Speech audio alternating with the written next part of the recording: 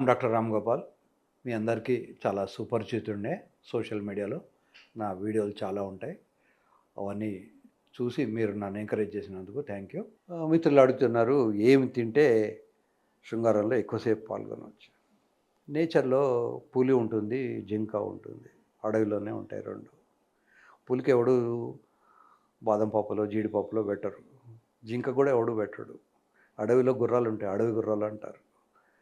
కనీసం డొమెస్టికేటెడ్ గుర్రాలకు గుగ్గిళ్ళో ఏదో పెడతాం. అడవిలో ఉన్న గుర్రాలకు గడ్డి తప్పితే వేరే ఏమీ దొరకదు. అది కూడా దొరకదు ఒక్కొక్కసారి. మరి వీటన్నిటికీ కామన్ ఫ్యాక్టర్ ఏంటి? అన్నీ కూడా పరిగెత్తుతాయి.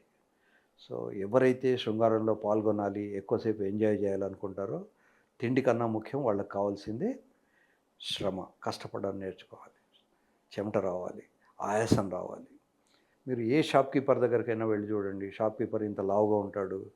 వాడు టైం దొరికినప్పుడల్లా ఓ కాజు పప్పో, బాదం పప్పో నోట్లో వేసుకుంటాడు. వాడి దగ్గర ఒక హమాలి ఉంటాడు. వాడు ఇలా సన్నగా ఉంటాడు. హమాలి 100 కిలోలు లేవడతాడు. వాడికి ఏం దమ్ము రాదు. ఈ షాప్ కీపర్ 10 కిలోలు లేవట్టిన తర్వాత 2 నిమిషాలు దమ్ము తీసుకుంటుంటాడు. ఆయాసపడుతుంటాడు. కనుక మనిషికి తిండి కన్నా ముఖ్యమైనది కష్టం.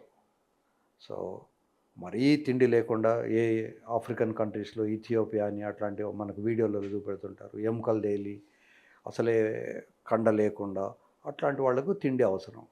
ఇన్ జనరల్‌గా మనకు ఇండియాలో తిండి ఎక్కువైపోతుంది.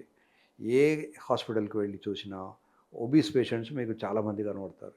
ఈ ఒబెసిటీ కూడా ట్రంకల్ ఒబెసిటీ. పొట్ట మాత్రం పెద్దది ఉంటుంది. కాళ్ళు చేతులు మళ్ళీ మామూలుగానే కట్టెపుల్లలాగానే ఉంటాయి. ఈ ట్రంకల్ ఒబెసిటీ ఎంత ఎక్కువైందంటే దేశంలో, పాపం మన ప్రధానమంత్రి గారు మోడీ గారు చాలా బిజీగా ఉంటారు. ఎన్నో విషయాల్ని వారు పరిష్కరించాలి. వారు కూడా ఒకసారి టైం తీసుకొని ఒక వీడియోలో చెప్పారు. మీరందరూ పొట్టలు తగ్గించుకోండి, నూనె వాడకం తగ్గించుకోండి అని. సో, మనం అవసరానికి మించి తిన్నప్పుడు అదంతా పొట్ట వస్తుంటుంది. కనుక పొట్ట వచ్చిందంటే ఫిమేల్ హార్మోన్స్ శరీరంలో తయారైపోతుంటాయి.